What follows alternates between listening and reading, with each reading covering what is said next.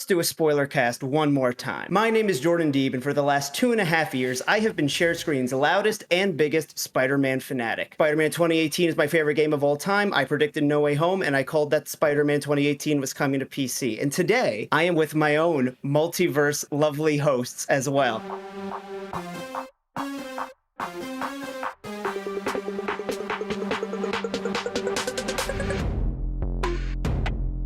We've got Alec Bobko, friend of the show, Carlos from the Nerd Today podcast. We got Chance Carter, and we've got some other Josh. And we are here, if you haven't figured it out yet, discussing Across the Spiderverse, the sequel to the best Spider-Man movie. Let's be honest. I really don't know what to say about the fact that I absolutely adored it. I feel like in so many ways they did one up the original, but it doesn't quite hit into for me. But it is a perfect marriage of fan service and of actually being able to tell a good story with that fan service all at once. But we'll get into the nitty gritty.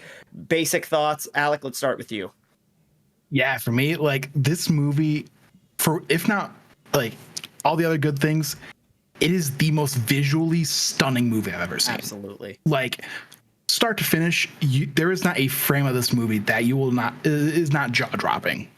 And just so many amazing characters. They expanded the cast in amazing ways where, you see a whole bunch of spider people, but the cast that they actually made, the core members, all stand out in their own ways. And I'm glad this movie already has a date for March, because I needed this Beyond the Spiderverse to come as soon as possible. For sure.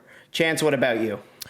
I absolutely love this movie. I got out of the theater approximately 2 hours ago from watching this. Ooh, and my mind's still spinning coming out of it. It is a delight. One of the best, Across the Spiderverse, or just the Spider-Verse in general franchise as a whole, I feel stands apart from anything else in comic book media, period. And this continues that trend. It is a 10 out of 10. Go see it in the theater today. Yeah. I love that they've stuck and even more so leaned into that. We're going to make a comic visual rather than adapt a comic, which I get why live action does things differently. But this one truly went, let's make just a living comic book and put thought bubbles and put all those little asterisks telling you which Spider-Man from which universe and what they are, in case because even I saw some that I didn't know, or I'd recognize, but I can't tell you their name or their universe. And so, like Alex said, each frame is going to have is stunning. Each frame is also going to have tons of Easter eggs. I cannot wait to just go through that middle portion of the movie. Oh my god! And see what I missed, especially when it's out there in 4K. It's gonna be 4K the most Blu-ray, polished section of movies. Yeah, Absolutely. 100%. Josh, let's get to you next. I started this little thing, blank good, and I did it to just juxtapose, a lot of the nerds like us on Twitter who put out long tweets and threads with their thoughts and opinions on movies. And, it really took off with Andor good, it's evolved to Star Wars good. And since then, there's been a couple greats. But ladies, gentlemen, boys, girls, NBs, Across the Spider-Verse, amazing. Oh my God, dude. What a 10 out of 10 movie. No longer good, but amazing. Yeah. Exactly. And last but not least, let's get to our special guest today, Carlos from the Nerd Today podcast. What did you think of the movie? I gotta agree with Josh. It's amazing, and it's funny to use that superlative, for Spider-Man, spectacular, amazing, ultimate. Right. It truly is, though. I'm about 6 hours since viewing. I did the early matinee show, and I can't believe. Now I will say I think it's better than part one, but I don't think there's. If anyone says it's not, no one's wrong. I understand without even I would love to hear explanations, of course, but no one needs to explain it. I get it, but I don't know why. But for me, man, and the delay made sense. That 6-7 month delay. It's like when you we all play games, obviously, but when you delay a game, you're like, I wonder why they delayed the game, and it hits in this perfect beautiful sense. You're like, I know why they delayed the game. Everyone the past few weeks have realized why Tears of the Kingdom was pushed an entire year. We get why this movie was pushed. Yeah. Now, Carlos, you saw this with your son. I do want to talk about that real quick, because as amazing as we all love Spider-Man, this is at its heart a kids-oriented movie. What did your son think? How did you see this watching it with your son? Yeah, so it was a little bit of a spur of the moment. Typically, because I have children, like it's hard to go to the movie theaters and stuff. I wait for a lot of streaming stuff, but this was kind of a gamble. We were like, all right, we've never taken our kids to see the movie before, so my wife took our daughter to go see Little Mermaid. Which, I mean, it's funny because each kid also wants to see the other movie anyway. Like my son wants to watch Little Mermaid, my daughter wants to watch Spider-Man, so we're like, we'll do something special at home for them. But I was like, I'm gonna take him to see Spider-Man. My first movie in theaters was '89 Batman, which Jesus Christ, I just aged myself to the whole podcast. But I was like, oh wow. I don't know that there's a better first movie going experience. So I don't even know how good. I remember that. Yeah, I was like two. Like, not even making an innuendo, I don't think you ever forget your first when it comes to the movie theater. Because I still remember when I was 5, my dad taking me and my sister to Rugrats in Paris with the scratch and sniff stickers that did not work. Oh, hell yeah. Oh, That's yeah. awesome. Yeah. So I want to kind of like, I was kind of waiting to see what movie would be that. And when Spider-Verse was originally supposed to come out in October, I kind of planned on it. I was like, his birthday's around October. I was like, maybe I'll do it. Maybe I'll do it. And then it got pushed. I'm like, you know what? Even the extra time, I was like, he'll be a little older. Maybe we'll test drive some like longer movies at home where like, hey, you got to sit down, make sure, you know, like let's try not to pause the movie the whole time. And he did great, man. We surprised him this morning. He was hype, super hype. He like ran upstairs, picked out his favorite Spider-Man shirt, which you can see on my Twitter and stuff. And then I got my Miles shirt, and then we went to the movie theaters. We had a great time. He sat there, and the only thing, because I'm such a stickler for going to the bathroom, like during the movie, like I'll hold it. I watched Death Proof and with the Grindhouse movie, like 3 hours. I didn't use the bathroom once. But he's like, Daddy, I gotta go to the bathroom. He was like, son of a bitch, goddamn. All right, yeah, let's go, man. And I was like, I basically picked him up and like held him like a football to run him back. Yeah. I was like, dude, you got pissed as quickly as possible, man. We gotta go. So I missed a little bit of like the him, like everyone chasing Miles. Okay. Oh, But that was it. I mean, that's in a lot of the trailers, and I'm sure we'll see everything pushed out once it comes to Blu-ray. But man, yeah, he loved it, man. And he was like jumping for joy at the end of the movie. And he actually handled the cliffhanger ending really well. He's like, oh man, I wonder what's gonna happen next. I'm like, we ain't got that long, buddy. Like a couple more months. Like 7 months, bud. Fast. Yeah, like next thing you know, man, we'll be watching this movie a bunch at home, and then we'll be in the theaters watching that. He's like, oh, that's awesome. The kid next to me, that poor kid. He's probably like a year. My son's 5. This kid was probably like 7.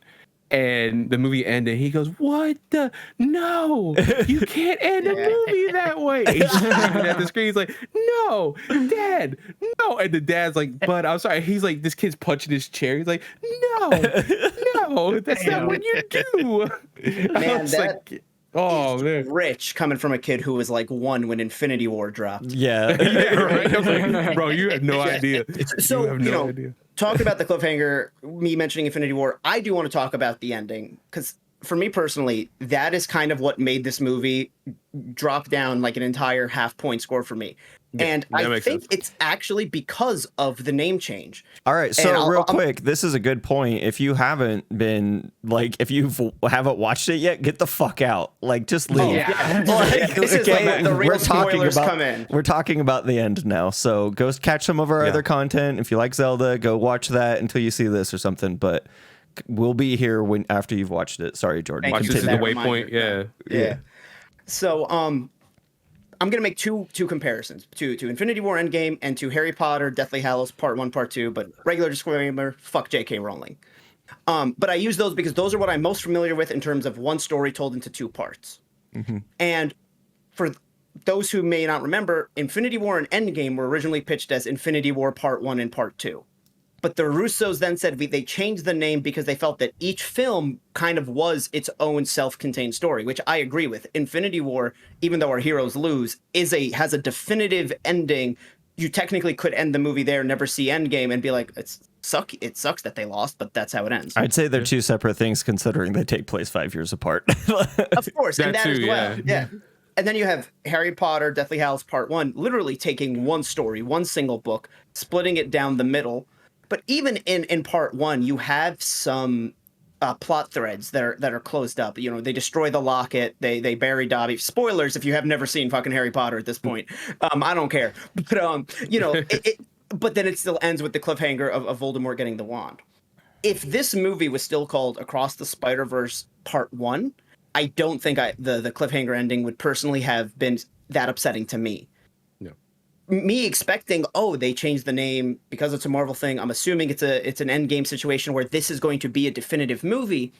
I was a little bit disappointed that this was just Act 1, and it being a Part 1 still didn't clean up any threads. Like, I would have loved to have confirmation on whether or not the canon event in Spider-Man India's universe was fixed. I would have loved for there to be some closure with maybe or some advancement towards closure of Miles with his dad. I guess we got it with Gwen and her dad a little bit. And I was talking about this with other friends over the weekend because other friends agreed with me. Other friends absolutely wouldn't change a thing. I think I realized where I would have wanted the movie to end.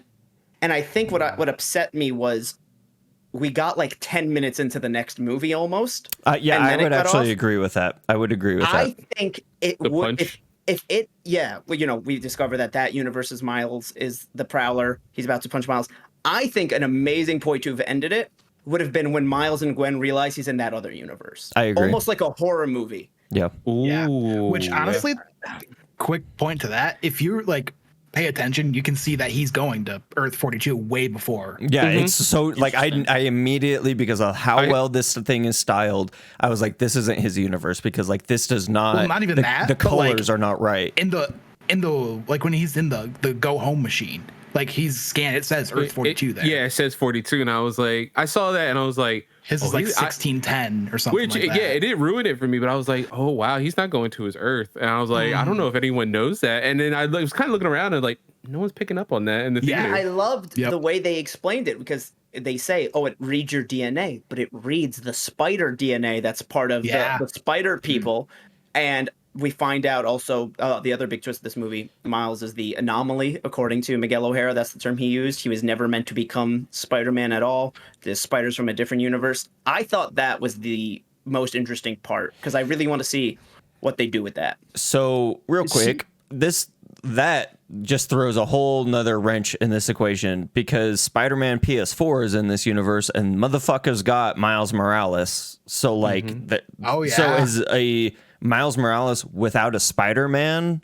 Like, is that the anomaly that like he like got killed is so it early? Okay that he has a Peter, so the Peter is the focus, or is the anomaly because he got this? But like, I choose to think of it as spider from a different universe. Yeah, because I would assume like Peter has something to do with the spider getting Miles in PS4 Spider-Man world or whatever. And that just immediately I was like, wait, some of these guys already have Miles, so like there's something else. My read on it. Oh, go ahead, Josh. I was going to say, I'm like, I think it's because like Miguel is specifically like, your Spider-Man was supposed to live. Yeah. You're not supposed to be here. You like, he's not supposed to be dead. You're not supposed to be here. Like, I think that's why maybe the Spider-Man, the other one works, because they are both together. And it is a spider from a different universe that bit him. It wasn't something that came from inside of the universe. Okay, so that makes a little bit more sense. Yeah.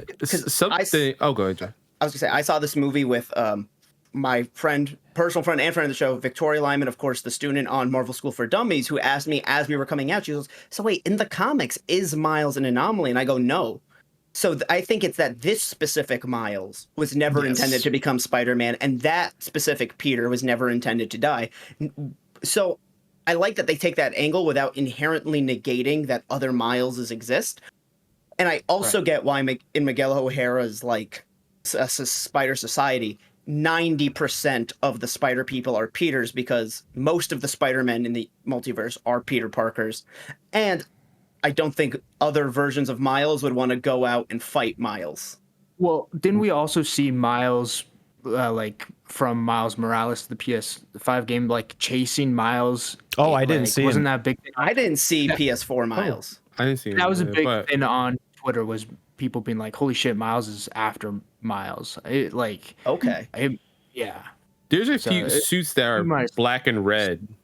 Yeah. They look like armored variations, like the Mark II kind of. There's 100%. We will not know until we get this on Blu-ray and we can pause, freeze frame, enhance, all that stuff. Until New Rockstars does their breakdown. Just freeze frame. Who's the YouTuber that watches these movies frame by frame? Eric Voss from New Rockstars. Yeah, exactly. Because I know also, like, there's the the Secret Wars armor that Spider-Man has, where it is black and red, but it's got like the blue on the shoulders and the waist. So it's not Miles. But those are just my thoughts. Again, I still adore this movie. Visually, this movie, I think that's where it really blows the first one out of the water, because I still like that first soundtrack just a little bit more. But Sunflower is also like a bop. Right. Josh, let's go with you. What are your thoughts? In terms of like the whole ending and stuff like that, and like I totally get that criticism, and that's like kind of what I've also been seeing on TikTok is people being like, yeah, I loved it up till the final 20 minutes, but like unraveling the fact that they're in different universes, and you see like, oh, the bedroom's different in Gwen's, and all that stuff was incredible. And then to end on the punch of like seeing alternate Miles is the Prowler in this universe, but also get the team back together. That was the most like hype moment for my theater, was people seeing Spider-Man Noir, like having old team and having the new team together in that one shot and being like, we are going to save Miles. And it ends on a to be continued. A lot of comic books end on a to be continued. So that did not bother me whatsoever. And in fact, I was more excited for Beyond the Spider-Verse leaving this theater than I was for Endgame leaving Infinity War. Like, I am a lot more hyped for this. Really? To see this out. Okay. Okay. I would say that is only because it's pure hype, and then like Infinity War is like, sure, there was hype, but there's also like you just walked out of that theater fucking broken. Yeah. Yeah, you just watched everyone die. There's a sliver of hope at the end of Across the Spider-Verse, you know? Yeah. Like nothing seems that scary. It's not like Empire and like Infinity War. Right. It just leaves you in a dark place. Still a downer, but you know we're coming back to get him. Exactly. Right? And, hype. I love that. Alec, what did you think? Like more in-depth thoughts? Man, shout out to the Spot. Like I knew nothing of him before this movie, and honestly, like seeing him like kind of just figure out his own power, like being real clumsy at first, but then like literally falling into one of his own spots and then realizing, oh, I can like go anywhere from here. I just need more spots. And then that's where he realizes he can jump between universes, and he just needs the particle collider to basically give him his power. Shout out to Mrs. Chen. Was she from Venom, right? Yeah, she's from Venom. Okay, I wanted to make sure that's what I thought. I think that might have been the one moment where I was like, I don't know who this is supposed to be, Oh, no, and I why knew those exactly two who it guys in the was. front just gasped. The two biggest The two Venom fans. Yeah. It was just Tom Hardy and his best friend in my theater. His stunt double that goes with him everywhere. Yeah. Exactly. But yeah, this honestly, like, it's hard to almost quantify thoughts of this movie just because it is just so good start to finish. Like that whole scene, like the chemistry between Miles and Gwen is done so well in this movie. And like you even with a knife. yeah. And that just that shot where they like are in Miles' universe, they finally get to talk and see each other again. And they do the shot where they like go around and go on the underside of the building. Like, come on. And it's like how everybody used like, the screenshot people had for Into the Spider-Verse was him like rising up. It's going to be the one where they're like in the corner and looking at the city that's upside down. I legit just saved that and set that as my desktop. I'm not even. Let's go, dude. It is a beautiful, beautiful shot. But it was one of those, like, I saw that, like, how they hung on that shot for like 10 seconds. So I'm like, that's the shot people are going to use. And shout out that conversation in terms of her being like, in every universe, Spider-Man loses his Gwen. Yeah, I loved all that stuff. I love that they mentioned that, because it also like Gwen Stacy's death is always going to be important in the Spider-Man mythos for a number of reasons, and I feel like that can be acknowledged while also acknowledging that the choice to kill off Gwen Stacy is also very antiquated. And I personally believe that the two thoughts are allowed to exist, and so I like that they're not removing the mythos of Gwen dying, but they're also making Gwen Stacy her own person, her own hero, and giving her this sense of autonomy. And this movie, I think, is really, really shooting Spider-Gwen up. I mean, I'm going to get to Chance and Carlos, but right after that, I want to talk about the brand synergy that this movie is doing, because we want to talk about brand synergy with other corporations doing things. This one is nailing it right out of the park. But Carlos, more in-depth thoughts at all? Yeah. So ending wise, the one thing interesting, as you guys were talking about the anomaly theory, that Miguel has, you know, during the movie they talk about canon event, right? Like which immediately in my head, I don't know if you guys played BioShock or BioShock Infinite. There's always a girl, there's always a lighthouse, right? There's always a death in the beginning, and then a captain dies. And they show Garfield, they show like everyone lose, like shout out to that as well. Yeah. I thought that was very important. Yeah. It did two things for me. It wasn't gratuitous where they're like, hey, we're going to do No Way Home again. But it also would have felt weird if they did not acknowledge the live action movies at all. And I also noticed that when they talk about the Peter and MJ kiss, you see Toby and Kirsten Dunst. Yep. And we also hear the Hello Peter that we got in No Way Home that was at the end of that first teaser trailer. So I like that they are not completely separating themselves from the live action movies, but they're also not using them as a crutch. And while we're here, I gotta just say, best villain exposition dump ever. When he's like, this is the universe, and we see it from Loki, and then he goes, and this is everything, and it's all the like interconnected stuff, and seeing the all the stuff from the movies. My personal favorite Easter egg in this movie is when they're showing the Uncle Ben's dying, and it's the one from the Amazing Spider-Man 2 tie-in game. I was like, holy shit, are you kidding me? I didn't pick up on that because I never played it. Well, doesn't he show back up later? Like there's like a video game. Sorry, continue. That was the PS1. Okay. Yeah. But I was like, as the... Yeah, he was there. It's probably because we were all focused on Yuri's Spider-Man. Yeah. But yeah, like I as one of the 12 people with that platinum, I have not thought about this game in a decade. The only time I've seen footage of this game is on a YouTube video shitting on that game. And if you would have traveled back a decade and been like, yo, you're going to see this game on an IMAX screen in a Spider-Man movie, I would have been like, get the hell out of here. And the fact that, right? And the fact that that's an Easter egg in this movie, just chef's kiss, a true love letter. Yeah. And also important to note, the movie tie-in games are technically their own universe because they tell different stories that take place for the Garfield movies. They tell different stories that take place between 1 and 2 and then after 2. And with the Toby movies, just for more game content, they threw in like Mysterio and the Vulture. So of course those are technically their own variants on Toby. Yeah, I loved all those little things. But when you guys were all talking about the anomalies, I was thinking as well. They talk about the canon event. We get like the loss of a captain. Like I said, that BioShock Infinite thing popped in my head, and it's ASM 90 event, Amazing Spider-Man issue 90, where Captain George Stacy dies. So, and they mentioned that this happens, and like they kind of treat that the comics are the fixed point in time. That like this is another nerdy thing I always talk about on my channel, but Ninja Turtles, right? Every multiverse in the Ninja Turtles universe. Basis is the Mirage comic books, the 1984, 1985 comic book series. And that's what Spider-Man's kind of doing here, saying like, hey, this is the beginning, and then everything branches out from here, right? So with the anomaly thing, maybe Miguel is saying that all Mileses are, in a way, an anomaly because Miles is from the Ultimate Universe, which gets nullified at the end of Secret Wars, right? Spoilers for the Jonathan Hickman run of that. And because he happens to have a fucking hamburger on him and gives it to Molecule Man, he gets spared, and a bunch of his friends and family end up in 616.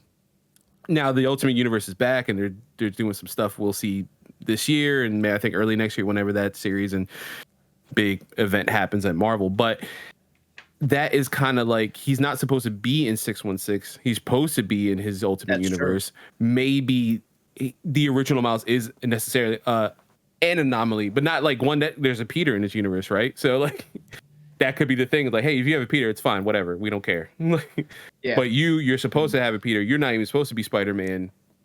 Get the fuck out of here. Go fuck yourself. Chance, any deeper thoughts at all? Yeah. Right off the bat, I can't believe that we've been going this long and we haven't mentioned Childish Gambino.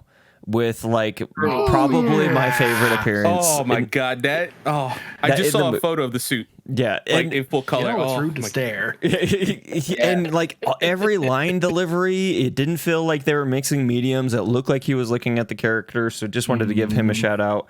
I think so beautiful. it was really, that suit was so fucking good. Just not to cut you off, but like just that the reverence that Donald Glover has within the Spider-Man universe, because he is the basis of Miles. Like without him and his whole going for the role in a funny way for the Andrew Garfield movies, he's in the background of those Andrew Garfield movies as a Childish Gambino poster in Peter's room. He voiced Miles for the first time. Brian Michael Bendis wrote him because he's like, yeah, well, if I made Spider-Man now, what would he be? He'd be black and Puerto Rican. Of course. Oh, wait, hold on. My kids are big. Boom. And like because of him, we have Miles, and he's just so interconnected with Miles. He plays Aaron Davis in Homecoming, so I'm assuming that's who he is. Yeah. Because he's got the Prowler outfit. I look at it as a variant of the MCU. Yeah, it could be, yeah. Same. Mm-hmm. Like basically until proven otherwise. But no, that was a. I love how nothing about this movie was rumored or leaked at all. Mm-hmm. Not like No Way Home, where like we fucking knew everything going into it. I always knew in my heart. yeah. I hate how obnoxious you were about calling that so early on, and then you were proven right, because now we have to live with the consequences. Keeping on the positive, just while we're going through it, I thought it was a really wise decision to start with Spider-Man India. He was another one of my favorite parts. He's one of my favorite Spider-Man variants, and getting to live in his world, the way that his powers are different. I don't know if that bandolier thing that he was using, I don't have any idea if that's like a cultural thing. It was fucking awesome. And like just having that like difference in the way he was swinging his version of cocky, and God, did he have good hair. But so beautiful. Oh yeah. I think one of the things that I was missing the most, because I just rewatched Into the Spider-Verse last night getting ready for this movie, is I was really missing the OG crew. I was really missing Nick Cage. I was missing Penny Parker and John Mulaney as Spider-Ham. And so to see them at the end and kind of get the hint that we're going to get more of them in 3 does my heart good. I do think that some of my favorite movies end on cliffhangers. I am a Infinity War over Endgame guy, just because I like that it ends horribly. I think it's like it's the truest kind of ending that a superhero movie could have. Two Towers is my favorite Lord of the Rings movie. I think once we have the information after watching 3 and kind of like having the full story, I think I'm going to appreciate this one a lot more than I do right now. But as of right now, I'm really still vibing with the first one. There's not a particular reason. I prefer the smoothness in the animation in this. I think that they really hit that all out of the park, but there's just something. I think it's just because I've rewatched Into the Spider-Verse so many times at this point, and it's like one of my favorite movies of all time.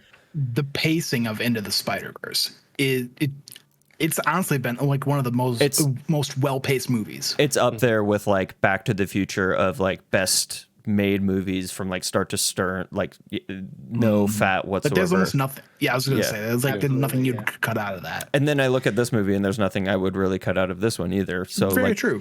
Yeah.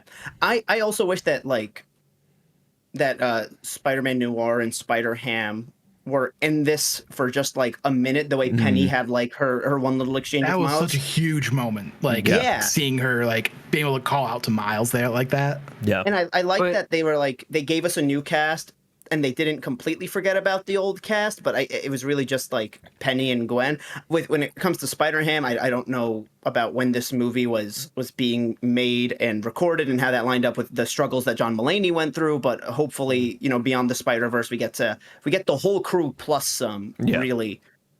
I mean, even when Miles is at his lowest and he's come out of this Spider-Verse and meeting all these other people that are like him, and he's back in his universe and he's struggling to swing a little bit, his suit's all scarred up, they still like play a Spider-Ham soundbite during that moment. And I thought that was like really poignant. And like I was like choked up, and I was like, damn, I was not expecting to get choked up from a 5-year-old voice recorded line at this point, right? And so I thought it's subtle but very well integrated into the movie. Carlos, what were you gonna say? No, I would say it's funny to even say that and to think of it that way. And you could tell how well Lord Miller and everyone, you know, who wrote and directed the movies are at crafting the story that you can get emotional, like I did as well, about a spider who got bit by a pig and turned into a radioactive pig. You know what I mean? Like, Yeah. you can still get emotional about that shit and not even think about it. We're like, damn, that was great. Damn, you got me. Like, it's crazy. No, for sure. Oh, go ahead, Josh. I was just gonna say one thing though that I feel we got to talk on and we haven't mentioned and we've gone so long on is, my God, Miguel O'Hara is one of the best antagonists in any comic book movie ever. God. They did him right, and like I'm the guy who, like, I love Spider-Man so much, and like, you know, seeing the Spider-Man 2099 action figure on the shelf, I'm gonna get it. I love playing the suit in the PS4 game, but I did not know a whole lot about him. And when you see his backstory and you see the tragic stuff he's gone through, and you're like, he's really a tragic hero, right? He is the hero of his whole story, which I think all good villains are, right? And when you find out why he's doing this, and like his reasons are just, he's trying to hold together the multiverse with this team. And Miles is fucking it up. You kind of understand where he's coming from. I loved him. He's not necessarily wrong. When he says, when he calls Doctor Strange a dumbass or something in that line, I was like, I do feel like he has the right to call him a dumbass. I think he's like way more well versed. Like, he gives that all of the information we need from him to like know he is an expert in this, and it came at a cost, like his knowledge. That was a really good point, I Josh. mean, look at what we were talking about, like when he shows everything, right? Shows the multiverse and then the Spider-Verse, right? We see the MCU multiverse. We see what we see at the end of Loki. We see the branching timelines, everything you see at the end of Loki season 1. Spoilers if you haven't seen it for whatever reason. Watch it. It's a good show. What the fuck? Yeah. Then watch the fucking recap of it here. When you watch that, and then he's like, that's this, and then this is the Spider-Verse, and it's so much more encompassing than the MCU multiverse, and you're like, holy shit, he's got so much more to even deal with than Doctor Strange being like, and Wong being like, hey man, don't fuck with this. Yeah, Exactly. Yeah.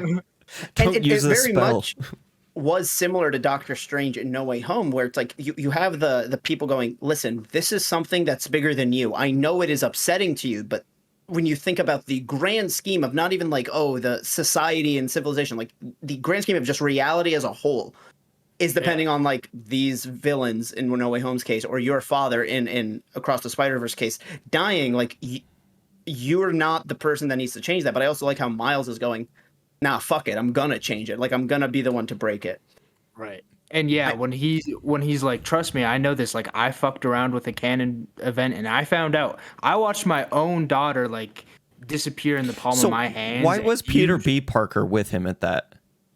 I didn't get that. Backup, I'm assuming. Yeah, because he was there, and I was like, wait, you be fucking with this too? Like, what? Like, that kind of threw me for a loop. I'm assuming he just called him in for backup, Okay. like, because the event was so big that you know, like how they called Jessica in to help, Gwen during like fighting the Vulture. Okay, gotcha. Yeah. But yeah, oh my God, I love him. He's up there with like Thanos and like the Riddler from the Batman for like greatest comic book villains of all time. And the way that he's animated with like the lines and like when he's like moving his face, you can still like, it's so. Oh, I was dying And whenever it was just on screen. Oscar Isaac too. Oh yeah. Oh, Oscar Isaac. Fun thing, I've seen people juggling back and forth. Do we think this is the same Spider-Man 2099 from the post-credit scenes and Into the Spider-Verse? That's a good question. Ooh. Obviously, we can't get a full read on someone's personality based off a post-credit scene, but they do act pretty differently. Now, the joke I've heard is that maybe after his run-in with the 1966 cartoon Spider-Man, he was like, nah, I'm completely changed as a person. I got to fix this shit. But I do think it'd be interesting if it turned out that they weren't the same version, and that maybe one does Like he was the one from that first. It could be. I mean, his Lila is fashioned the same, but that doesn't necessarily mean anything. But it could be that the canon event, like he was messing with the multiverse, you know, checking out what everything is at the end of Into the Spider-Verse, witnessing the canon event, trying to fix it, it fucking everything up could have irreparably changed them. And that it's what's been a year and 4 months, Miles says since. So, I mean, that's probably enough time to like be like, oh fuck, we really gotta shut this shit down. Like, so also, I I have know who Jessica's husband is. God damn, it's bothering me. Yeah. I have a question because I'm not super well versed on Spider-Man 2099. He a vampire? What was that all about? They kind of like touched on that. And I was like, is he gonna bite somebody? Like, let's see that. It paralyzes people. Oh, yeah, okay. he uses it to paralyze people. I don't know if Jordan, if you're familiar, you want to take. I over know and the cover. basics of him. I actually didn't know the answer that Chance did until I talked to some friends about it myself. So I'll let you take over if you know more about him. Yeah, I did collect them way back in the day for a little bit. I unfortunately they got stolen a long time ago, but it's fine. But steal. I did have the first. Yeah, I know. First 5 issues I had back in the day. So yeah, Miguel, half Mexican, half Irish descent. He is a scientist at Alchemex. He's trying to help like his boss like figure something out, and they're trying to replicate heroes of the old age, like the modern 616 at the time. And he's tasked with kind of figuring out how things work with Spider-Man. Things go awry. His boss, who later on you'll find out is his dad, which of course comic books, right? Why not? Is evil. It's like very Batman Beyond too, which is funny enough. Like they get compared a lot, but he is he basically like fucks with him in a bad way, right? And he makes it so he's like addicted to this crazy drug that's gonna kill you in like a day if you don't get your fix. So instead of Miguel's like, I'm not gonna do this drug, he exposes it to him. He's like, I'm not gonna do this drug. I'm gonna take this Spider-Man serum that I've been working on, and let's see if that regenerative healing might help. Takes it fucks with him irreparably. So he has no webbing. He doesn't really stick to walls like Peter and everyone. He has those talons that we saw. He like literally digs into the wall. He gets the fangs. And if you notice with his eyes, he has like hard time seeing in bright sunlight. That's why he keeps everything in the Spider Society, like especially his room, like really dark. He tends to wear glasses out just so the light doesn't fuck with him really bad.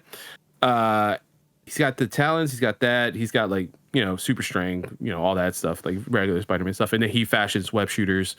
In this, they were like energy particle kind of things, Which was so cool. Yeah. and then his suit is a Day of the Dead inspired suit. Nice. Says he's Mexican. Yeah, someone gives it to him and he's like, yeah, you know what?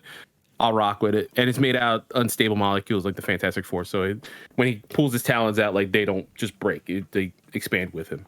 Okay. I got Oh, that's cool. Super, super dope. Highly recommend everybody play Spider-Man Shattered Dimensions. You get to meet him. You get to meet, because to me, I had known about the existence of 2099, but that was like my first kind of getting to know him a bit better. Shattered Dimensions, my first overall even exposure to Spider-Man Noir. Yep, same. Yeah. So was that originally And- for PS4 or was that a PS3 game? It was a PS3, PS3. Xbox 360 generation game. And we. Yeah. Because I was gonna say I remember that coming out, but I thought didn't that was have a PS3 at the time. way. That was the only way I could play That's it. right. Yeah. Shout out to Enox, man. They did a good job with that game. It's not on any modern consoles, but there's always shmemulators out there. Yeah. They don't have it like Alright, backwards compatible, like buy the PS4 version on your PS5. There is no PS4 version. Oh shit! Okay, sorry. I thought you guys said you played it on PS4. My bad. Nah. No, it was Maybe- PS3, 360, but I doubt like licensing issues probably because it's like Well, a remaster Division that game, shit so I can play it. All right, I need my I want it Spider-Man. remastered so bad. or I've- sail the open seas. Exactly. I don't have a Stream I Deck. feel So. like if that Activision deal ever goes through, it might be on Game Pass someday. That's Back true. when That's it was fair. available. That's You fair. never know. That's true. Yeah. Come on, Phil Say- Spencer. And Shout out to the bagel reference from the first movie. Yeah. Oh, I mean, the fact that is the origin of the spot. But one of our universe, everybody's favorite part is like when it says bagel, and then it's that guy. Yeah. Like I don't know how many times I've seen that screenshot around Twitter now since this movie. And people are just like, it's one we of those had things- no idea. Exactly. How Like important he is. Yeah. like how I would say not even a spoiler, but it's just one of those things like without context you have no idea. You just think it's a funny thing, but once you've seen it across the Spider-Verse, you know. Yeah. Yeah. And I like how the spot started, like Miles also called him villain of the week, and he has like the very dumb origin of, well, you were the one who hit me with a bagel, and then I was there with when the collider broke. But then you really think about what happened to him, and he just became this weird anomaly-looking thing. He can't control where he's going because he can't control his powers. Mm-hmm. He can't work. He lost his family, and so now he's truly, truly out for Miles. Like the way they transitioned from being like, oh, it's a funny joke to you are legitimately a scary villain. Yeah. Yes. It rings of Electro in Amazing Spider-Man. Oh, for sure. Right. Oh, Yeah. yeah. And that art style when he is black and like the dots on him are white and scribble. stuff Oh like my that, and God. all the scribble stuff is Which- just, oh my God, it's so Kind of good, dude. shout out. I don't know the Twitter username, but they had the screenshot of the no exceptions painting from the first one, and how it was the black with the white outline, and then they had the screenshot of the spot, Oh, like when he's all shit. powered up at the end. Damn. I Okay. like that. Foreshadowing. Which Yeah, it kind of Which- fits in there. Yeah. Yeah, like I feel like the second half of the movie definitely makes Miguel more the antagonist, but when they're wrapping things up, you know, we see the Spider Team, we see Miguel and Jess on parole and stuff like that, and then we see the Spot again. I'm like, oh shit, this dude's still like a factor. Oh, yeah. And Yeah. he's gonna be a big menace in the next one too. Like we have to deal with the Spot. Like, oh my God, I loved it. So I want to talk about brand synergy a bit because I think that there's some interesting things there, and then we'll talk about Beyond and Beyond just the Spider-Verse. But of course, Spider-Man 2 is about to come out this year, and very much it is in, no PlayStation pun intended, uncharted territory by having Miles become Spider-Man while Peter Parker is still alive. That is a variation we've never seen before. However, Carlos, before you did mention in the 2015 Secret Wars, Marvel combined all their universes, which brought Spider-Gwen, Miles, and Peter into the same universe. I don't know if your son watches Spider-Man and His Amazing Friends. It does, yeah. Yeah, it does. But for those who don't know or don't have kids, I'm not talking about the 80s one with Iceman and Firestorm. I'm talking about The one I know, yeah. there's a Disney Plus show where they all look like kind of Funko Poppy, where it's Spider-Man at Miles, and then Spider-Woman Gwen all teaming up together. And of course, that was kind of the crux of the last movie and this movie. So Marvel is really hammering in that kind of like the way Batman has the Bat family, we're going to get a Spider family of a Peter Parker, a Miles, and a Gwen. Do we think that we start seeing that in other things as well? Like, See, I would say yes to the Insomniac verse, but the fact that Miles Morales team has all now gone to work on a Wolverine game, I think kills the fact that like Gwen plus like MJ and Peter are so connected in that world too. Like it's hard to get Gwen in there, and then the fact that that team has gone to work on something else, I feel like they are going to double down on the duo that is Miles and Peter. Yeah, and I mean that doesn't necessarily mean that Gwen would have to be a love interest in this universe to Insomniac Right. Peter, right? Because they are so well connected. I mean, hopefully, It could, God forbid, anything doesn't bad happen. You know, Spider-Man 2. Gwen of could be Spider-Man somebody that Gwens- Miles knows from school if they wanted to bring her in that way. It's Yeah. not like a love Yeah, interest true. of Peter's, since Peter is already established, kind of like Peter Parker was in the original. yeah. Someone And- that works at the what's it called, the shelter Feast. feast. Yeah. Yeah. Yeah, it could be something like that. By the way, just real quick, did anybody notice that Genki was playing Spider-Man 2? Yeah. Yeah, so saw it. as he was playing Spider-Man 1, and then people point out that the UI was of the new that's one. yep. And he had Because- the But see, arms that you see in the first trailer for I Spider-Man thought he 2. used the power Yeah. up. I thought Genki was there pressing L3, R3. But the second I saw he had a dual sense in his hand, I was like, what the fuck is he playing? I was like, it's Insomniac Spider-Man. Yeah, I think he had like almost like the superior Spider-Man arms that we've seen in. I don't know if that's going Yeah. to transition into Spider-Man 2, but the first trailer we saw of Spider-Man 2, they show him do some combos. And he has like the extra arms Yeah. in his That's- suit. Yeah, So that's it what gave looked like he away was for me. messing with that. Yeah. Will I was say, like, wait. I'm surprised that they did that, knowing that they were going to have to show that blurry footage at 24 frames a second. Because that's the rest of the movie. But also, how great would it have been if just that TV screen was going 60 FPS? Oh, that would have been hilarious. I would have loved that. awesome. Yeah. And now going into Beyond the Spider-Verse, and then bigger than that. Oh. Yeah, go ahead, Alec. One thing I don't think we've mentioned yet, but shout out to Spider-Punk. Yeah. Oh, yeah, Obi was absolutely. awesome. God. I really thought we had talked about him, but I think that was all off I camera. think that You're was right. before we Yeah. started recording. Yeah. How about like Big every shout out to Spider-Punk. what was it? Every piece of clothing is at a different frame rate. Yeah, I saw it's that just- tweet too after. God, that's Like insane. the amount of no work wonder that it had to took. go into that. Yeah, I was like, when I heard that, I was like, oh, that makes sense why it got delayed, and I'm totally happy with seeing it live. Also, the fact that his watch is all punked out, and then or like Gwen, when she opens portals at the end with it, it's all Spider-Punk themed. Like everyone else is like normal. His is like, I think that's because that's one that he himself made. Yeah. Because you Oh, see, he did mention smashed that. his own one. that's right. And he mentioned he's like, why don't you just make your own watch? I didn't even think of that. Yeah, Yeah. because you see him smash his own. Yeah. So He was definitely a big plus of this movie. His animation style being so unique and like, again, Spider-Verse movies have always been so good about blending all these different art styles together. Yeah. This one movie, I think, had a couple of moments where I was like, oh, those two styles might not necessarily blend well, but they happen so fast, and it's so fun to look at the fact that they're all being blended in. You don't mind that one of them looks out of place when put next to the rest. I do want to mention something briefly on Spider-Punk. Love the character and everything. My like the way my brain works, it was really hard to focus on him, and I felt like he was taking up a lot of real estate on screen. And so just like I'm always looking for like one thing for my eye to focus on to like get a bearing on the character. And so I don't think it was until he had like a close-up shot when he takes off his mask that I couldn't like associate with the character, because I didn't really, my brain wasn't getting what they looked like. And then after that I was able to like build the character out. But I think it's a me problem, not a them problem. But that was like the one thing where I was like, I really like this character and what they're bringing to the movie. I really like their snark, but my brain is just not processing this the way I want it to right now. That actually reminds me. Oh, go ahead, Josh. I was going to say that was my favorite running joke throughout the movie, too. Is like, you spent the night in his universe? Like, what does that mean, right? Yeah. all that stuff. Is that a euphemism or something? Yeah.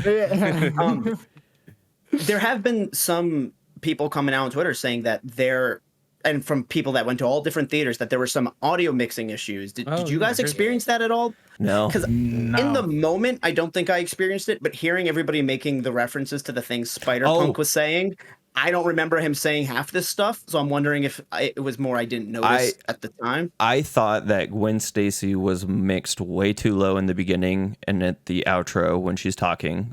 When she's like giving the monologue at the beginning, her voice is like getting drowned out by the audio. And now that you say that, there was a few of his lines that I feel like were getting muddled in the mix. But I also like I'm deaf, blind, and I'm dumb, so like cut me a break. But there was a few lines that were hard to hear. Yeah, I mean, I think Lord put out a tweet, right? He's like, make sure you ask, like, if you're worried about this specifically, make sure you ask your theater that what it's set to, like the volume, because he had stickers. Like Phil Lord had stickers made. Yeah, like, no, and I'm not shitting on the movie for it. It's not their fault that the shitheads at Cinemark didn't mix it properly. Exactly. Yeah. And for better or for worse, we are living in an era now where they can update movies while they are out in theaters. Probably for the worst, but hey, we get some benefits out of it. Yeah, I would tell you, if you can see this in IMAX, like I saw that. Seeing that on that huge of a screen was awesome. Yeah, that was special. That's how I saw it today, and I was like, I wanted to see Adobe, but it was like a little later in the day. I was like, let's just do IMAX. Man, it was worth it. It was definitely worth it. And like, I saw it in IMAX as well. And the intro thing that they do, and they're like, get the full picture, get the full sound. And I was like, I am not getting the full sound here. We are a little too quiet on certain parts. And then like, whenever Hobie was speaking, I was like, am I not understanding this because I can't hear it, or is it because he has such a thick accent and British people are weird? I did not know. It is not only a thick British accent, he is also using a lot of British slang. And like, I watch a good chunk of British television. There was something a Cockney slang, the Scooby-Doo thing that he said. Oh, Scooby-Doo is like for a clue. Yeah. I love that little editor note. Yeah, because like I watch a decent amount of British television. Granted, 1/3 of that is Bridgerton, so nobody speaks like that anymore. But even I didn't know a lot of that slang. So shout out to the comic book. And they're not saying it on Great British Bake Off, so I was kind of lost too. So, what do we think happens in Beyond the Spider-Verse, because I'm thinking about the names that these movies are. The first movie went into the Spider-Verse. We dipped our toe in it. We discovered there's a multiverse of Spider-Men, Spider-People. Okay, and then this one we kind of saw a whole range of them. We dipped into other universes. We went across, I guess, if that's what they're trying to say. What could Beyond that mean? Because at first I thought, is it that these are only Spider-Man, like universes where Spider-Man is the only hero versus other Marvel, but Spider-Man PS4 makes references to Daredevil and the Avengers. Spider-Man PS1 straight up has Daredevil and Captain America playing poker, but then we could also argue those are variants of those versions. Just wondering what you guys think Beyond could possibly be. I have a theory.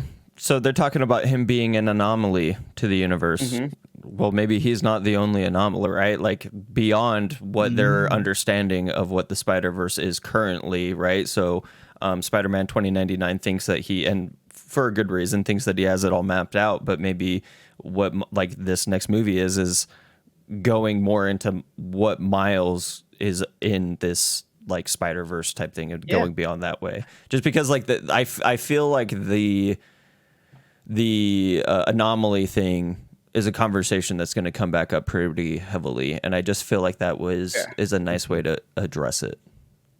See, go ahead, Alec. Or is Beyond more in reference to how they're going to have to defeat the Spot? Like, that's going to go beyond the Spider-Verse, and I mean, just they have to go into nothingness to kill him. Yeah, they have to get into that, him. or yeah. Right. I'm in you, Daddy. Because something that came to Carlos and Josh, do you have any theories at all? I mean, crazy theory. I don't even need... I'm gonna have some crazy ones in a bit. Keep talking. I was gonna say Beyond the Spider-Verse, beyond what we've seen, right? We know of a Spider-Man that's dealt with the multiverse. Actually, two characters I'm thinking about specifically, right? What if Beyond the Spider-Verse, we get Andrew, we get Toby, maybe not Tom Holland, maybe we do. Maybe this is the first time we see him in his full, like, clear suit without pausing at the end of No Way Home, right? Maybe we see his new Spider-Man suit. Maybe we get Venom. Was that Miss Chen thing just a one-off for fun? Because there's like a couple people who actually like that movie, or do we see Eddie Brock? Tom Hardy is one of my favorite actors. Leave him the fuck out of this franchise. He wasn't talking about Topher Grace. Fair, okay. Yeah, you never know. Even worse. no, but like, we don't need to see that Venom from Spider-Man 3 again. No. Oh, God, no. But like, what if that's kind of like, or we're seeing like what quote unquote the rejects, right? Like Noir, we're seeing Penny, we're seeing, Spider-Hand, people who Miguel would be like, nah, just flipping about. Like, all right, Penny could stay, she's at the Spider Society, that's cool. But you think what's the name's hanging out? Or maybe, Ben comes around, Ben Reilly, because he's a clone, I love, Jesus Christ, I can't really even talk about that. The fact that Andy Samberg's Ben Reilly, the fact that he's brooding all the time, very 90s. I wish I wouldn't have had that casting spoiled for me before the movie. I know. I had no idea, and that character was so good. And like what he talks about, he's a clone, like the fact that Ben Reilly is allowed to be in the Spider Society, who's a clone of a Spider-Man, and not, or maybe we get Kane, like maybe we go that deep into, we're so deep into the Spider-Verse. We had Lego Spider-Man, we had a Lego Spider-Man world, and it's insane to even think about, like, half the shit that we saw in this movie. And he's one of their best. Yeah, that's the other thing. Yeah. He's one of their best. Yep. And do we? I mean, I doubt it. I really do doubt it. But what if we see something this fall in Insomniac Spider-Man 2? Oh, that would be super sick. He's dealt with the Spider-Verse in the comic books, right?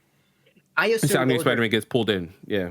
I assume that, again, because it's the multiverse, there's infinite versions of every Spider-Man. There's infinite Tobys, there's infinite Andrews, there's infinite Insomniacs. Arguably, I guess the one we actually play as, the one we see in the comics, and the one we see in this movie are all three variants of Insomniac is the base. Yeah, and then it goes from there. Because I'm inclined to say that none of the Spider-Men or Spider-People that we saw in this movie were at all involved in the Spider-Gideon events. Yeah. Because they're not mentioned at all. And maybe that's what Beyond does. True. Because here's my two things. And I don't think you're crazy for saying we could get another Andrew, Toby, Tom thing. Because originally, I think they were supposed to have voice lines in Into the Spider-Verse. We saw them dip into live action and even flash us, Andrew, for a bit in this. But I want to get even bigger with the brand synergy and where Beyond goes. Oh, Christ. Because we saw what was happening to Miguel's universe when he went to become a father in that alternate. Does that not look a lot like the events from Doctor Strange's Multiverse of Madness? I forget what they're called right now. Incursions? Oh, an incursion event. Incursion. Yeah. So, yeah. you know, and we saw the branches look similar, and we know Secret Wars is happening. Do we come full circle with this Marvel brand synergy thing and get events of this affecting, not even affecting, in Secret Wars? Let's assume that we get a recreation to the portal scene. Multiversal people are popping out to fight all these millions of Kangs. Mm-hmm. Maybe we get Peter B. Parker and this version of Miles popping out. Maybe we hear that there's incursions happening in universes that they don't even know about. Yeah. Oh my God. And what if, like, in Secret Wars, right? We perceive them not as animated, but as live action. You get Jake Johnson straight up in the suit. A bathrobe, bro. Why not? Fuck it, yeah. And you get to meet more as Miles, you know, like an older Miles. Or we give him the Michael Douglas treatment and just make him look 16. I think. Or he keeps. I think with the way we're heading now, there's no way that they aren't in Secret Wars, right? That's what you were just saying that they were going to be in? Yeah. Mm-hmm. I think that they will be in that. I don't know that they are going to hinge the end of this on anything else. Like, I feel like the ending of this isn't going to be like the ending of Beyond isn't going to be building to Secret. Right, they're not going to make another cliffhanger. Yeah, I think agree. like, I think that they could show up, but I don't. To be, yeah. Sorry, go I don't ahead. think the connection. I don't think the connection is going to be that obvious. Where they're like, you know, Miles Morales will return in Avengers: Secret Wars. Like, I don't think we're gonna get one of those. Can you fucking imagine though? Just thinking about the brand synergy and how much Marvel is leaning into the multiverse and knowing Secret Wars is coming. I mean, I think I said it on our Comic-Con recap last year, but I'll say it again. I think Secret Wars is going to give us the portal scene, and it's going to be Marvel sucking their own dick, but I'm going to love it because I think we're going to get Professor X. I think we're going to get all the 2000s movies. I think we're going to get all the Spider-Man. I want to see George Lucas's Howard the Duck pop out when I see Secret Wars. So for this to play into Human that, Torch. Yes, please. Fuck it. Give me the Spider-Man from the 70s. I think that dude's still alive. Like, fuck it. Oh, I didn't even think of that. We could probably get the Japanese Spider-Man. I thought he was supposed to be in this. He's in the poster, right? In Spectacular, Spider-Man doesn't play too much of a part in this. They show him and they show him and he gets a quick line. So shout out to that. Yeah. Shout out to Greg Weisman. Everybody watch Young Justice. So good. God damn it. Fucking good. But yeah, no, I was really, really hoping that Japanese Spider-Man was going to be in here because if you know me, you know I love telling that story about how Japanese Spider-Man led to Power Rangers in America. Yeah, without Spider-Man, we don't have Power Rangers. Do we have any final favorite cameos, favorite fan service moments, things we want to talk about? Just the moment for me, like when, again, we kind of got it in the trailer a tiny bit, but the moment where basically Miguel kind of reveals that Gwen and Peter B. Parker were kind of in on this. Mm-hmm. Yeah. And where Miles finally hears that and like just kind of feels like he's actually just on his own for the first time. Like, just shout out to that whole moment. Yeah, I was really like, oh, fuck you guys. Like, for sure. Like, I was very much feeling what I feel like Miles was feeling. They did a really good job in that moment of, like, putting you in his headspace because I never wanted to see Spider-Gwen again. Like, from that moment, I was like, oh, you two really pulled one. You assholes. You're not supposed to do that to friends, especially spider friends. I know. That was so sad. Oh, my God. But you assume they're doing it for the betterment of the multiverse? I mean, Gwen was almost at peace with the fact that her dad would have to die. Yeah. Yeah, that's kind of crazy. Yeah. She was kind of okay with it, I guess, in a way. And I guess she wasn't. She did wrestle with that. And then when everything was kind of okay. Okay is a rough word, but I think it was more accepting that is going to happen for this reason and that she can't. But then also, does her dad quitting the Force suddenly cause an anomaly in that universe? Because now he doesn't die? Or is he still technically Captain Stacy? That's a good point, yeah. I don't know. I think he got the promotion, like he made it to captain, he's gonna die. But so real quick, does Miles' dad die Like, is that like a story beat for him as a superhero? Like in comics, is that like a standing thing? In the Ultimate Universe, Rio died. Yeah, his mom died. Yeah, his mom It is. died. Okay. Because Yeah, it's also killed her. I thought it was Spider-Man dying that like really like shoved him into being like a better person. That was the first death, kind of like Okay. in this movie, where it's like that was the first death, and the second death was Rio. I gotcha. Rio, Venom kills Rio, and then Jefferson and Miles are separated for a while because like the whole Spider-Man thing, and Jefferson used to be Shield in the comics. Like it's a lot of comic book bullshit, which is awesome. I mean, it's good comic book bullshit, but still. Yeah. But yeah, you get kind of a lot like that, and then again when Molecule Man restarts the Marvel universe in the comics, he brings his mom back. Okay. So like Miles and Peter are aware, like, oh shit, you didn't have a mom. He's like, I have a mom. My friends are over here. What, like Bombshell's over here. Like, what the fuck's going on? I would Yeah, also Jeff- like. Oh, go ahead, Josh. I was just gonna say Jefferson also dies in the PS4 game too. That's true, yeah, Very, I was gonna say. Oh, yeah. like midway Yeah. through it. And- Yeah, so it's- I would love to And that's find kind of out why I was that. wondering it, just because of the game. But Yeah. Maybe Miguel's wrong in what these canon events have to be, because Toby's Peter never lost a captain close to him. While, yes, Jefferson died in Spider-Man PS4, but I wouldn't say that him and Peter had a close relationship in that game. yeah. I That's- don't think it's necessarily has to be a police captain. I think it's just a close death. Like they say, like they he say says a Uncle captain. Ben. Well, Yeah, but But they show that Uncle Ben is a separate death that has to happen. well, no, But that's the first one that has to happen. A to canon trigger. event. and then they Yeah. say the specific one, like this is Earth, blah blah blah, and Gwen Stacy dies for him because he can't like, and then they like go on about the second death. I thought.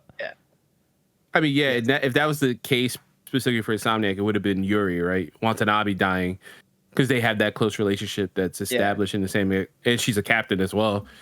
Like that could, at least at the time, now she's Wraith, but could that could have been his death if that happens, or if he hasn't gotten a second death yet. At least Insomniac Spider-Man. Yeah. I mean, I was listening to that part and I was almost like, I wish they just left it a tiny bit more vague in terms of who around you has to die. Because there is always, I guess, 2 to 3 deaths. There's the father figure, the Uncle Ben. There's the Captain Stacy, and then there's the Gwen Stacy. And I like that this movie is really hammering in for audiences that maybe have only ever watched Spider-Man on the big screen and not dived into other Spider-Man media, what the Parker luck actually means. And of course, Miles isn't Peter Parker, but just using Parker luck as a general term for what being Spider-Man does to your life. Yeah. I guess the last thing I wanted to touch on is the ending when we kind of get the yin and yang of Miles. I don't know if y'all noticed this, but his face is flipped. So the Prowler Miles, like when they're going back and forth, Miles Morales, I believe it's on the right side of his lip, left side of his lip. It's a little bit higher, and then like his lips are bigger on one side. It's like a subtle thing that the animators did. Like nobody's face is perfect. My chin is lower on one side. Like it's just facial features. But when they show the Prowler and Miles, the face doesn't change, because if you were to look at both of them, anyway, they're like mirror images of each other. I get what you mean. Yeah, yeah. Interesting, yeah. Which I thought was insane. Yeah. I really liked that. Like the two separate paths really showing in the like everything. Yeah, I can't wait to dive into that whole thing about this version of Miles being the Prowler. Yeah. Well, something that was just brought to my attention, having watched the kind of funny rewatch of Into the Spider-Verse podcast, they actually had Chris Ank on, who did a bunch of character designs for this movie, and he said, like, in Into the Spider-Verse, you see Miles like have that first Spider Sense moment. It's purple and green because his influence at that point was his Uncle Aaron, the Prowler, colors of the Prowler, and then it flashes over to Spider-Man, the blue and the red. So it's like potentially if Miles was left to his own devices, eventually would he have become the Prowler? And I feel like they hinted at that when he goes into the wrong universe that he thinks is the right universe, and his mom's about to walk in. He's wearing the costume. He quickly puts on a green jacket with a purple hoodie, again giving us the Prowler colors. Also, the same outfit Norman was wearing in No Way Home. Yeah. It's very true. Because I thought it was a reference to that, and I was like, wait, no, the Prowler is also those colors. Way too many similar colors in the MCU. Hey, Spider-Man's arch nemesis always has to have a green-purple color scheme. Maybe that's another canon event. Yeah. Could be, yeah. You never know. They really like Halloween, all of them, all of his nemesis. Any final thoughts, shout outs, favorite Yeah, moments? I got one. Go ahead. I really emotionally had a hard time with Rio coming to terms with Miles. I almost said my son's thing because that's what I started thinking. Even though he's like 5, but like when she was coming to terms with like Miles growing up and kind of being his own man and all this other stuff after like the grounding. And that whole speech, I was really trying not to show my son, but I was like sobbing. I was like literally sobbing because I kind of had that moment with my mom, and I'm Puerto Rican too as well. So for him to, as they're talking and they're having this beautiful moment, she's like, you know, I don't want to lose this little boy. Like, make sure you protect the little boy that I raised, that I want, you know, I'm rooting for and everything like that. Trying not to get choked up. He says, you know, at the end, like Benishon, which is we say, like I used to say to my mom right before, both my moms before I went to bed, and she says adios bendiga, like, you know, it's just a very familiar Puerto Rican thing to have at the very end.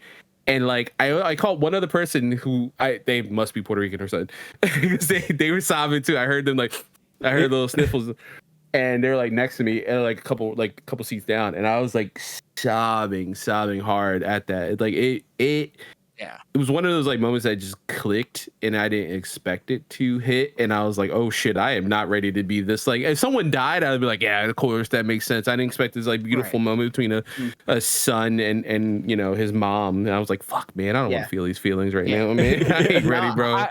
I'm with you there. Yeah, I was sitting there, hood up, right, dudes on my right, dudes on my left, and I like, she's like, you gotta protect that little boy for me, and I'm like fucking weeping, dude, like ugly crying, man. It was a moment that got me a little bit. I started sniffling when the bad Peter and Gwen's universe died, and it was like 5 minutes of the movie, and my friend looked at me. She goes, "You're already crying." I was like, "Listen, Peter Parker dying doesn't bode well for me." Never. It doesn't matter every time. But with his mom and him, like I can only relate to a certain level. I mean, I'm Jordanian, I'm not Puerto Rican, but one, shout out to the movie for never giving us subtitles when they're speaking another language. I like that. That's a decision they made in the first movie, and a decision they're sticking with here. I love Lord's quote on that too, if you ever heard it. I haven't. So someone, like, of course everybody were like, why is there no subtitles, and you know, and all this stuff. He's like, why would I have subtitles? I never had them growing up. Exactly, yeah. I was like, oh shit. And I'm not going to shit on movies that do use them, because of course if there's an important exposition being given, yeah, you can't have a chunk of the audience not understand it. But when it's stuff that, in terms of understanding the plot, doesn't matter, I think it puts that much more impact. Because when me and my mom were walking down the street, nobody's getting subtitles from us, and we're having our own private conversation, even though we're talking out loud. But yeah, there's that, you know, brown parents don't like to see their kids grow up, and they always want to, especially specifically in Arab culture, there's jokes about sons always being treated like babies till they're adults, and I'm hitting my first year of finally being out of my parents' house, so definitely got me worked up a bit. Yep.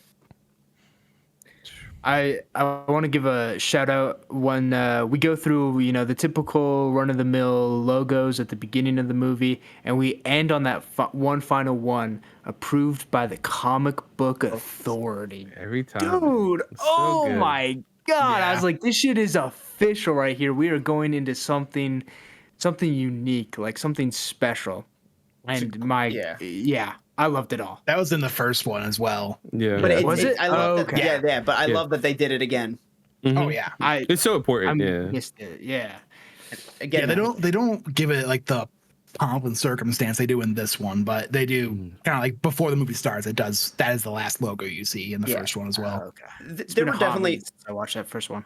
There were definitely moments where they were like, we know what we did in the first one, and we're gonna up it. And I feel like some points it fell flat because they tried too hard. But like the comic book one, I think just re puts in people's mind, this is not a film. This is a comic book that is moving, if that makes sense. Yeah. They jump the frames, they do the bubbles. It's all fantastic.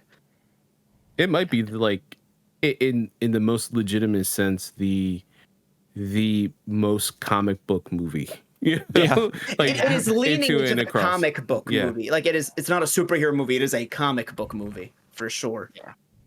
And I literally think that's like, I've been wrestling with it the last couple days, but I think this might be my favorite comic book movie of all time. Like I thought the first one was great. I went into it skeptical, especially after they put out something like Venom, and I was like, I'm waiting for reviews, like what the hell, and then everyone's raving about it, and I was like, this is great. This isn't like the 10 out of 10 that y'all are making it out to be. This one I think is that 10 out of 10, and now I'm like, fuck, is this better than No Way Home for like my number one comic book movie of all time? And I'm wrestling with it. I think it is. Goddamn, I think it is for me as well. It's so cool that it's righting the wrong almost of that, Into the Spider-Verse just did not make the money that it should have, whereas this is like 130 million already. Yeah. Already surpassing like what it made in his box office run. Yeah, the amount that it made for Into this better win the fucking Oscar this year. I swear to God. Yeah, hopefully. Oh, if something like Elementals would have to do something insane for it to win over this. Elemental's going to have to actually animate fire and water. Yeah, legit. I better feel heat from the screen. And relief when water is there. That or I doubt it, but by the way, I'm also equally hyped for this. And I've talked about it in some other Discord groups and stuff. Like, thank God for Into the Spider-Verse and now Across the Spider-Verse for like pushing animation forward. Because now watching the trailer for Mutant Mayhem Ninja Turtles, and I was like, holy fuck, dude, like this shit looks insane. It looks better on IMAX. I was like, how does this look better? Like, this looks insane to me. Like, I cannot wait. And fucking Puss in Boots looked fucking great. Like, I watched that movie. Mitchell's versus the Machines. God damn, like we're in like a golden age of fucking animation right now. I know it was happening before, but I do feel like everybody like being stuck at home has done us some good on like we pay a little bit more close of attention to the products that's being given to us because we had so much to consume. So now like people who maybe got really into animation styles like during the pandemic or like myself are like realizing the amount of work and like the different differentiation in styles and everything. Because like I don't know. I know Into the Spider-Verse came out in 2018 and kind of like pushed the envelope, but I don't really know that I understood what a technical achievement it was until I watched some other animated properties and then went back to it. Yeah. I mean, Into the Spider-Verse kept us in one universe and drew the other four in their own style. But I would even argue that Peter, Miles, and Gwen are all like their styles are all like related. And then you had a Noir, which was all dots, and then Spider-Ham being drawn like a traditional Looney Tune, and Penny very much like anime Japanese style. And then here we're getting worlds that are just done in different colors. I mean, the scene between Gwen and her dad, I went back and forth on because I loved how much of it changed, but I didn't. Something that personally threw me off, and maybe at a different rewatch where I'm not trying to look at an entire screen at once, it felt like the continuity of the house or of their apartment was broken to switch the styles. But the beauty of animation is that you can break the continuity to put the art first. And so it's definitely something that I just want to have to rewatch and really figure out, like, and notice the details of. But it all looks beautiful with the watercolors. They were doing some interesting stuff in that scene where like they had like a split, like a small split in the screen, and they had her like very enlarged and him like over at a window, and that was like some of the coolest animation, I thought. I don't know if that's what you were talking about, but I think that was in that scene. I think it's like the scene right before that when it's first him, and then it's like the camera turns around and it's her, and they're on and then at some point it cuts to a wide angle, and just like the continuity of the apartment kept getting lost in my head as to like where the door was, how far away it was, all that stuff. I get it always became like almost like a color palette. Yeah, like I couldn't tell if there was chairs or anything, and it was just Gwen the bright and white. Captain Stacy. Yeah. Or then I don't know if you guys noticed, like her mask design was kind of behind her when she was like kind of arguing her point to George Stacy. She was like, "No, I'm this," and I'm like, you just kind of see her mask. Yeah. Oh my god, dude! I can rave about this fucking movie. And it's only been like 6 hours again since I've seen this goddamn movie. I'm like, fuck, it's so good. Definitely gonna have to go for multiple rewatches. But for all comic book movies and comic book superhero discussions, make sure you be subscribed to here at Shared Screens. Like and comment as well. Share it with your friends. Share it with your enemies. Remember to follow Carlos at the Nerd Today Podcast. All the links will be in the description down below. And we will see you next time. Bye. Bye.